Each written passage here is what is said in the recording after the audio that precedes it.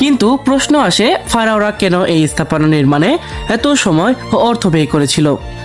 মূলত প্রাচীন মিশরীয় সমাজে পরকালের ধারণা প্রচলিত ছিল। সেই বিশ্বাসকে কেন্দ্র করেই এই বিরাট আকারের সমাধিক্ষেত্র নির্মাণ করা হয়।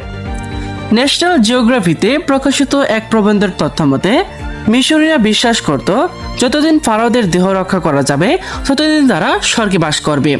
তবে তার জন্য পৃথিবী থেকে পরকালে যাওয়ার সময় আত্মার নির্বিঘ্ন যাত্রা নিশ্চিত করা জরুরি ছিল। এই আত্মাকে তারা ডাকত কা বলে। এই কা বেঁচে থাকার জন্য প্রসাদ আকারে খাবার, বিশ্রামের জন্য বিছানা সহ কিছু ব্যবস্থাপনার দরকার ছিল বলে তারা মনে করত। আর সে কারণেই প্রয়োজন পড়ে পিরামিডের। প্রাচীন মিশরীরা বিশ্বাস করত পিরামিডের ভেতরে ফারাওদের কা বেঁচে থাকতো, আর তাই ফারাওদের শরীর মমিকরণ করা হতো। তারা এটাও বিশ্বাস করত যে পরপারের যাত্রার জন্য জাগতিক সব ধরনের জিনিসই প্রয়োজন হবে কার।